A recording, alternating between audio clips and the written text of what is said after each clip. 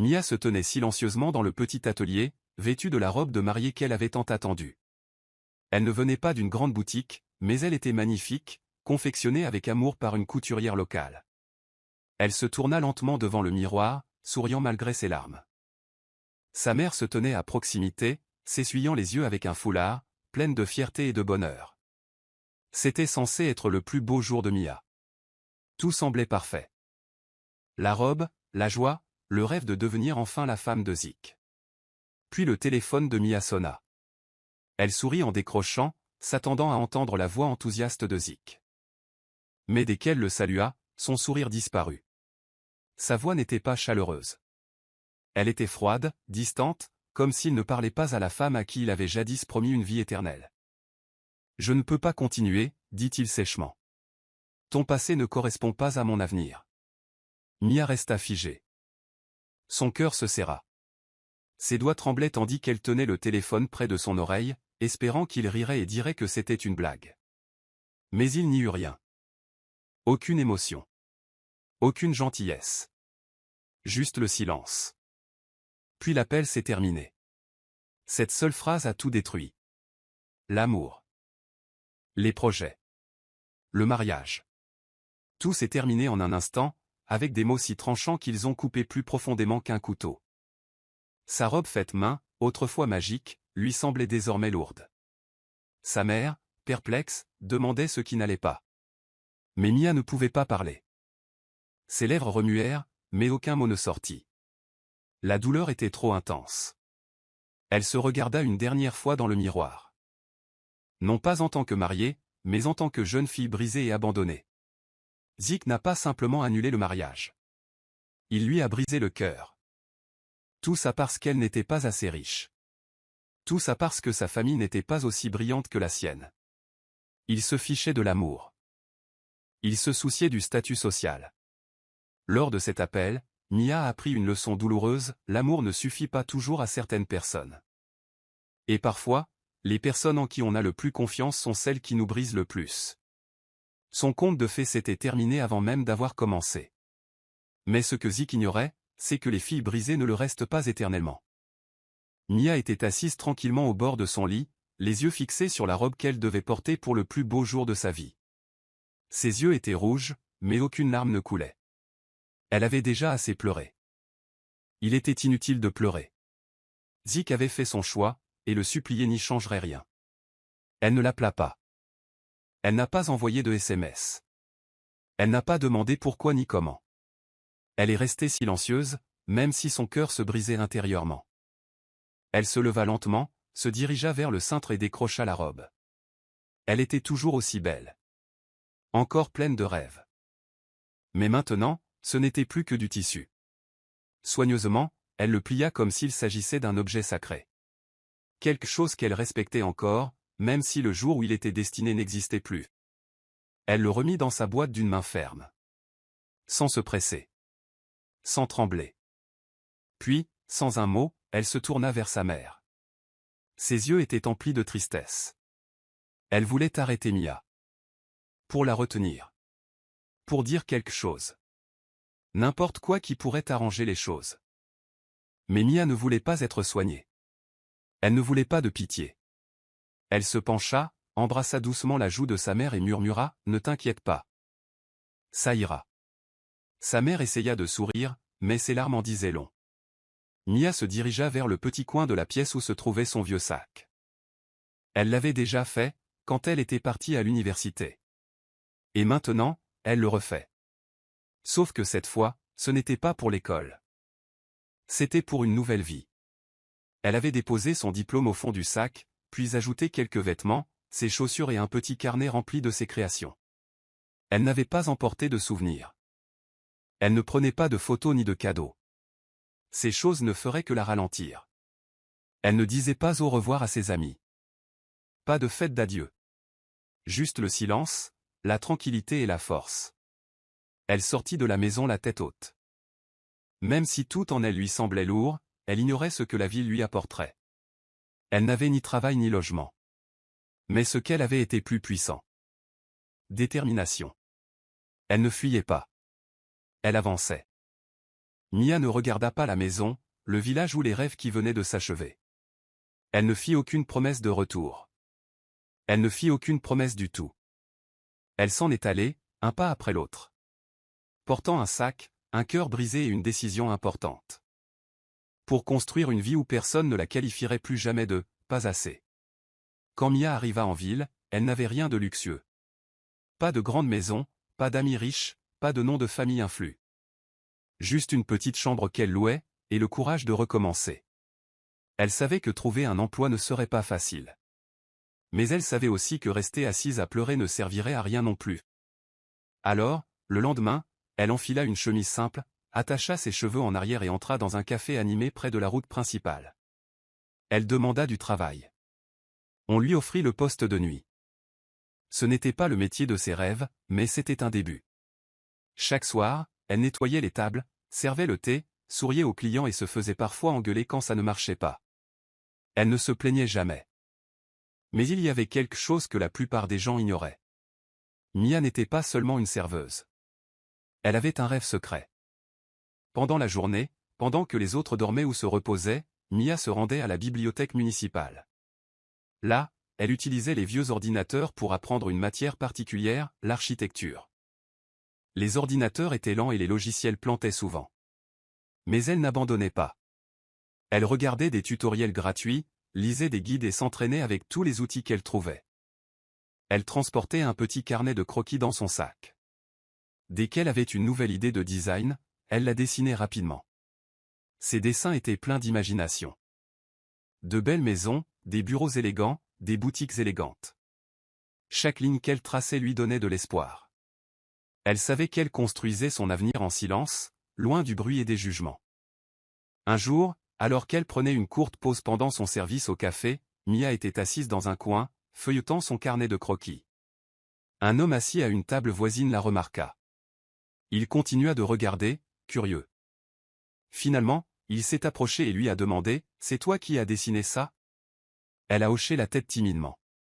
L'homme a souri et a dit « Ça n'a pas sa place dans un café poussiéreux.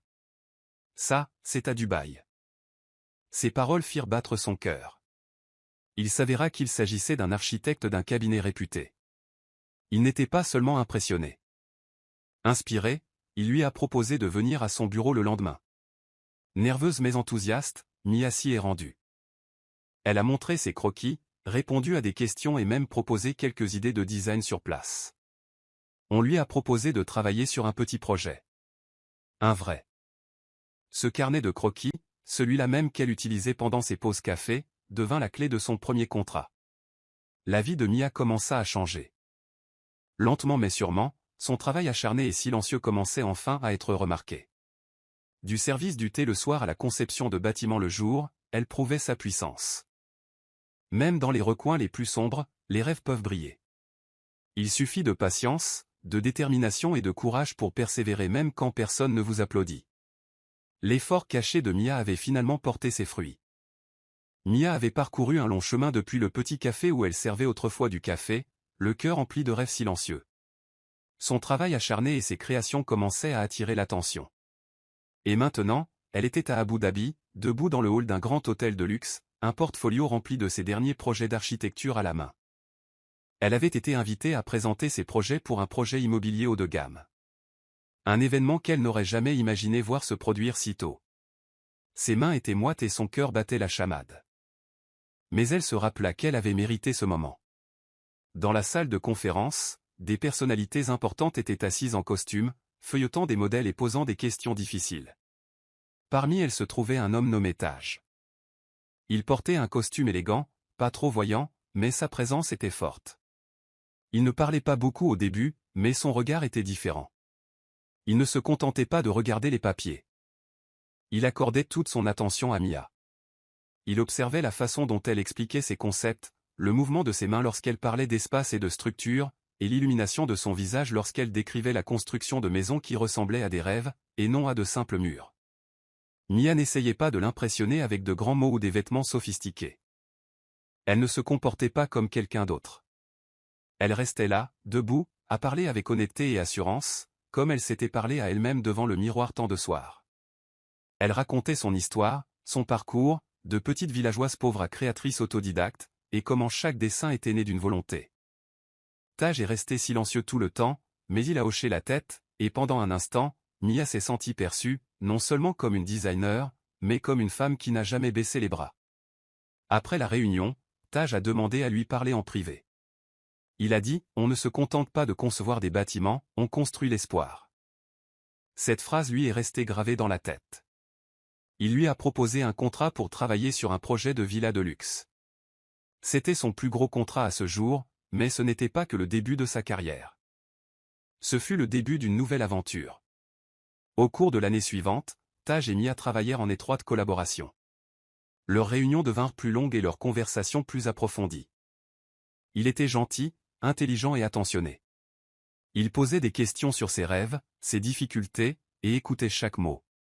Peu à peu, ce qui était au départ du respect s'est transformé en quelque chose de plus chaleureux. Taj admirait sa force, sa vision et son humilité, malgré le succès. Mia n'était pas seulement talentueuse, elle était authentique. 2 ans après cette première rencontre, Mia se maria, non pas en tant que serveuse, ni en tant que créatrice, mais en tant qu'épouse de Taj. La jeune fille autrefois considérée comme trop pauvre avait désormais un nom respecté en haut lieu. Son nom de famille avait changé, mais pas son cœur. Elle avait tout gagné par grâce, et non par cupidité.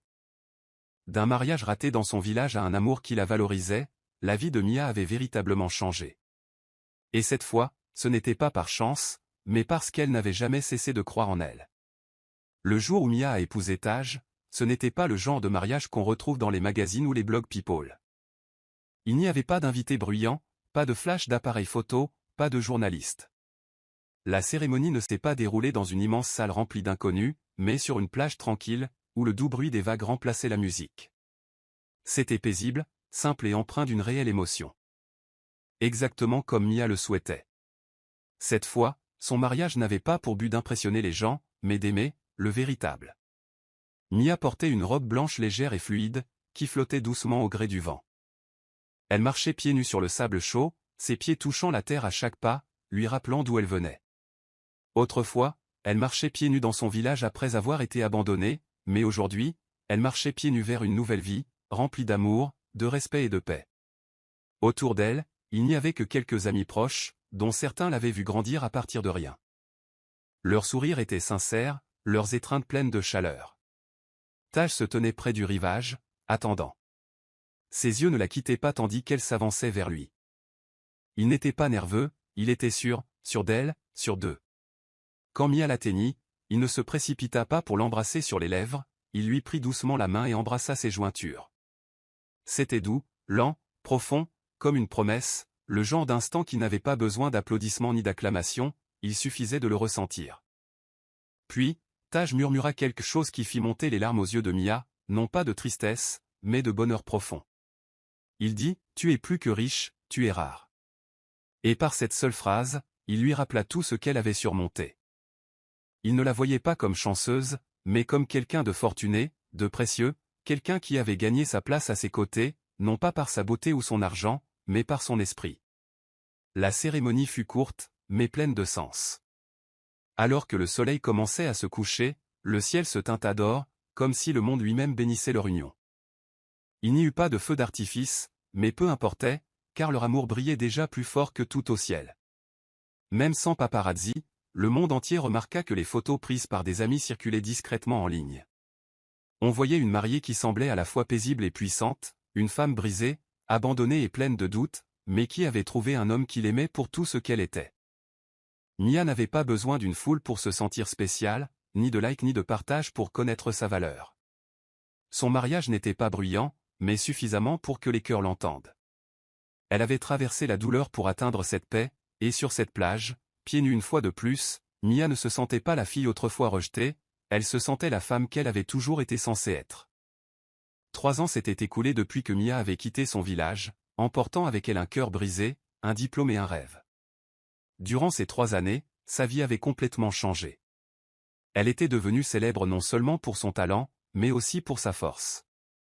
Son nom était désormais mentionné parmi les plus grands créateurs du Moyen-Orient, et ce soir, elle était l'une des invitées d'honneur du Dubai Tech Gala, un événement réunissant milliardaires, inventeurs et grands esprits du monde entier. La salle de bal était illuminée de lumière dorée, des lustres en cristal scintillaient au-dessus, une musique douce jouait et les serveurs s'avançaient discrètement avec des verres de vin et des plateaux de hors-d'œuvre. Tout le monde était vêtu de ses plus beaux atours, mais lorsque Mia entra, elle ne fit pas qu'entrer dans la pièce, elle s'y appropria. Sa robe bleu saphir, brodée à la main par un célèbre créateur, lui était offerte. La façon dont elle moulait son corps avec élégance, la fluidité du tissu à sa démarche, attiraient tous les regards. Mais ce n'était pas seulement la robe, c'était la présence de Mia, calme, confiante, belle comme seules les femmes accomplies le peuvent. Alors qu'elle entrait, tenant doucement la main de Taj, un homme debout près du bar à cocktail la remarqua. Il portait un costume bon marché et tenait un verre de vin d'une main tremblante. Ses yeux s'écarquillèrent, sa prise se relâcha, et le verre faillit lui glisser des doigts. C'était Zik, le même Zik qui avait un jour dit à Mia qu'elle était trop pauvre pour se marier, le même homme qui pensait que la laisser derrière lui permettrait d'avancer. Il ne s'attendait pas à la voir, pas ici, pas comme ça. Zik n'en croyait pas ses yeux. La femme qui se tenait de l'autre côté de la pièce n'était plus la même Mia qu'il avait quittée. Elle semblait plus riche qu'il n'aurait jamais pu l'imaginer. Mais ce n'était pas seulement sa richesse, c'était son attitude. Sa tête était haute, son sourire était doux mais puissant. Elle n'avait pas l'air en colère, ni amère, elle semblait libre. Leurs regards se croisèrent. Pendant une seconde, tout s'arrêta pour Zik. Il espérait qu'elle ne le reconnaîtrait pas. Ou peut-être espérait-il qu'elle le reconnaîtrait. Peut-être voulait-il avoir l'occasion de s'expliquer, de s'excuser, de dire quelque chose, n'importe quoi. Mais Mia n'eut pas besoin de dire un mot. Elle sourit simplement. Pas un sourire sarcastique, pas un sourire faux, juste un sourire calme et bienveillant qui disait « J'ai tourné la page ». Un sourire qui prouvait qu'elle avait gagné, non pas en se battant, mais en s'élevant. Zik resta figé, le cœur battant. Il ne savait pas s'il devait s'approcher ou disparaître. Mais avant qu'il puisse se décider, Mia se détourna lentement, la main toujours dans celle de Taj, le menton légèrement relevé, sa grâce intacte. Cette nuit-là, le destin les avait réunis à nouveau dans la même pièce. Mais cette fois, c'était Zik qui regardait depuis la ligne de touche. Et Mia? Elle était exactement là où elle devait être, sous les projecteurs. Non pas parce qu'elle l'avait couru après, mais parce qu'elle l'avait mérité. Zik resta figé, son verre à la main, l'esprit bourdonnant tandis qu'il observait Mia de l'autre côté de la pièce. Il n'en croyait pas ses yeux. La femme qu'il avait autrefois abandonnée, la jugeant trop pauvre, pas assez bien, rayonnait maintenant dans une salle remplie des personnes les plus puissantes du monde. Il fit un petit pas en avant, incertain de ce qu'il allait dire. Mais quelque chose en lui disait qu'il devait lui parler. Peut-être pour s'expliquer. Peut-être pour lui demander pardon. Peut-être juste pour se prouver qu'elle continuerait à lui parler. Il s'avança lentement vers elle, se faufilant à travers la foule. Son cœur battait fort à chaque pas. Mia se tenait près d'une des vitrines, détendue, un doux sourire aux lèvres. Elle semblait à sa place, comme si cette vie était faite pour elle. Zik s'approcha enfin et cria « Mia !» Attendez. Sa voix se brisa légèrement. Mais avant qu'il puisse faire un pas de plus, un grand agent de sécurité en costume noir élégant apparut à ses côtés. Le garde leva la main et dit calmement mais fermement « Monsieur, s'il vous plaît, reculez. » Zik était perplexe. « Je veux juste lui parler. »« On se connaît, » dit-il rapidement, regardant Mia par-dessus le garde. Mais le garde ne bougea pas. Et à ce moment précis, Taj revint du bar, un verre à la main. Il s'approcha de Mia par derrière, lui déposa délicatement le verre dans la main et posa l'autre main, doucement, sur le bas de son dos, comme il l'avait fait 1000 fois auparavant. Protecteur, calme et empli d'un amour discret, Zik écarquilla les yeux. Ce n'était pas n'importe qui aux côtés de Mia. Il s'agissait de Taj Malik, le plus jeune et l'un des magnats de l'immobilier les plus puissants de Dubaï. Connu pour ses affaires judicieuses, sa réputation irréprochable et son style de vie discret, il ne se contentait pas de se tenir près de Mia. Il était clairement avec elle, son partenaire, son mari, son refuge. Zik sentit sa bouche s'assécher. La femme qu'il avait qualifiée de trop pauvre menait désormais une vie qu'il ne voyait qu'en rêve. Elle n'était pas seulement l'épouse de quelqu'un. Elle était l'épouse d'un homme respecté. Elle n'était pas seulement une femme accomplie. Elle était aimée, protégée et célébrée. L'agent de sécurité lança un dernier regard à Zik, attendant qu'il bouge, réalisant qu'il n'avait plus sa place là. ni dans sa vie, ni même en sa présence. Zik hocha doucement la tête et recula. Il avait voulu parler. Il avait voulu s'expliquer. Mais il réalisa qu'il était trop tard. Tout ce qu'il avait autrefois rejeté se dressait désormais devant lui, plus brillant que jamais, et complètement hors de sa portée. Zik rassembla enfin son courage à deux mains pour repartir vers Mia. Après que l'agent de sécurité se fut éloigné, pensant que le moment était passé, Zik vit une petite chance. Il avança lentement, le cœur battant, les mains moites. Lorsqu'il la rejoignit, il se tenait à quelques pas, incertain qu'elle le reconnaisse. Mia tourna légèrement la tête, reconnaissant la voix familière avant même qu'il ne parle.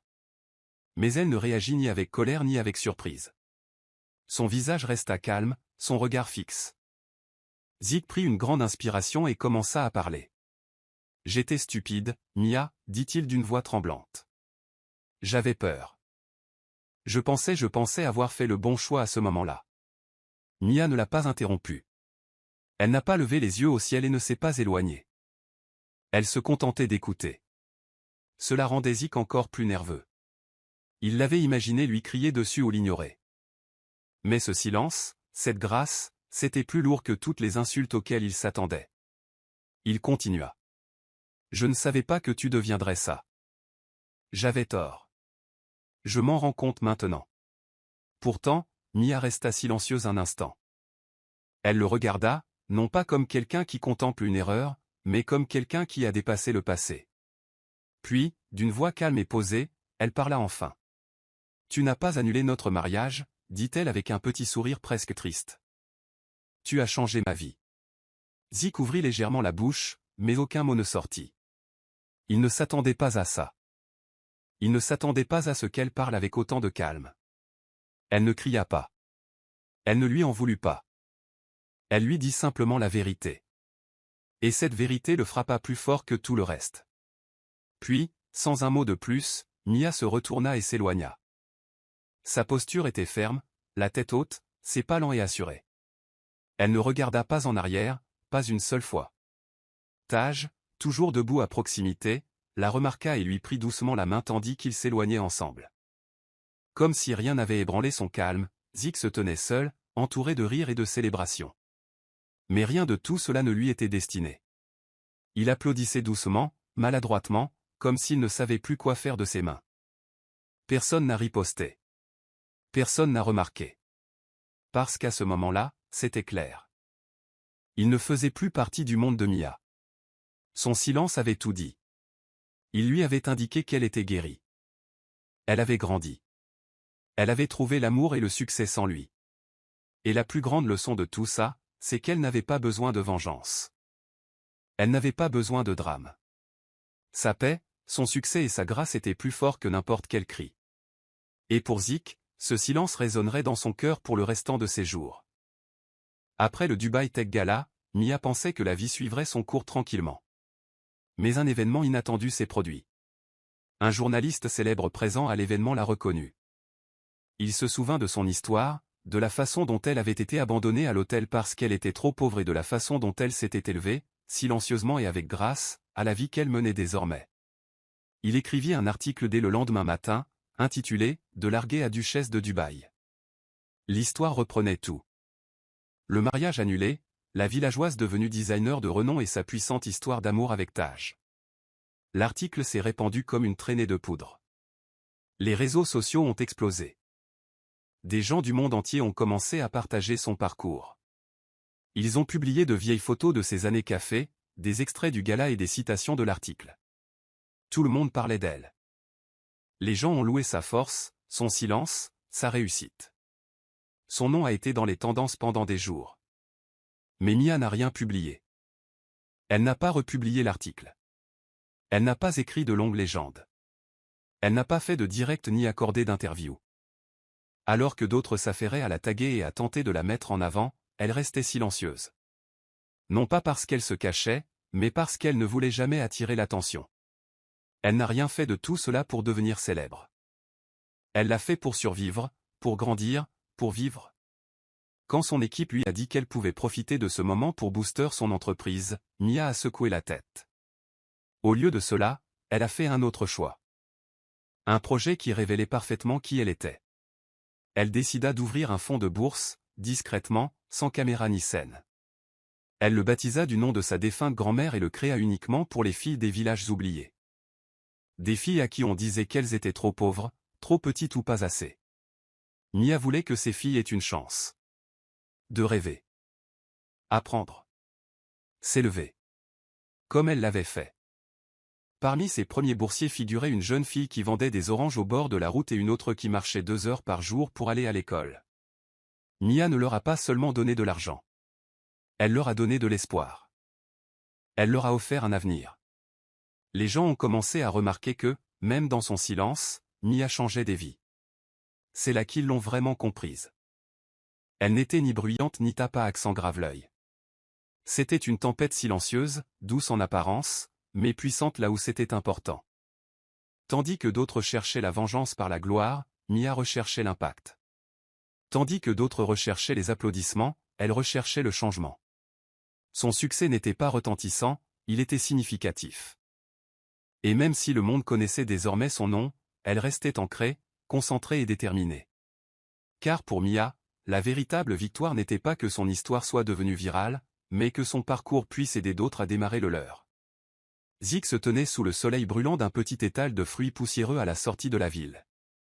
Sa chemise était légèrement tachée et son visage paraissait fatigué. La vie n'avait pas été tendre avec lui depuis qu'il avait quitté Mia. Les grands rêves qu'il poursuivait autrefois ne s'étaient pas réalisés.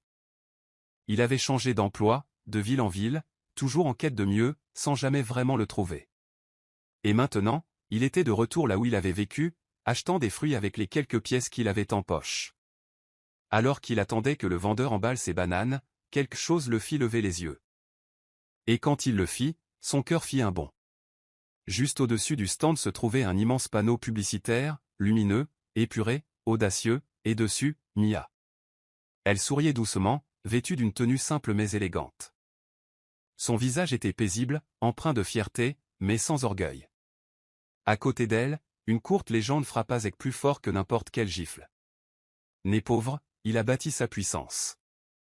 Il le fixa longuement, la bouche entr'ouverte, les bananes oubliées dans sa main. Le vent soufflait doucement, la poussière s'élevant à ses pieds. Mais Zek ne bougea pas. Il resta planté là, figé dans l'instant, ressentant un profond mélange de regret et d'émerveillement. Il se murmura, c'était censé être ma femme. Mais même en le disant, il savait que ce n'était pas censé arriver. Pas la façon dont il l'avait traitée, pas la façon dont il l'avait quittée si facilement. Il l'avait quittée à cause de ses origines, de sa pauvreté, parce qu'elle ne correspondait pas à l'avenir qu'il imaginait. Et maintenant, elle s'était bâtie un avenir bien plus grand que tout ce qu'il aurait pu lui offrir. Mia n'avait pas seulement réussi, elle était devenue un symbole de force. Son visage n'était pas seulement sur un panneau publicitaire, il était dans le cœur de ceux qui croyaient qu'il fallait se relever après une chute. Elle avait transformé la douleur en puissance, le silence en force, et elle ne l'avait pas fait par vengeance, mais avec grâce. Zek baissa les yeux et prit enfin le fruit des mains du vendeur avec un léger hochement de tête. Il s'éloigna lentement, mais le panneau resta gravé dans son esprit, le hantant. Cette image de Mia le suivrait partout, non pas pour lui rappeler ce qu'elle était devenue, mais pour lui rappeler ce qu'il avait perdu. Car le destin n'attend pas les lâches, il récompense les braves. Et Mia, elle, ne s'est jamais retournée, pas une seule fois, ni pour lui, ni pour quiconque lui donnait l'impression de ne pas être à la hauteur. Elle était passée à autre chose, et Zek, lui, n'était plus qu'un souvenir dans l'histoire d'une femme devenue inoubliable.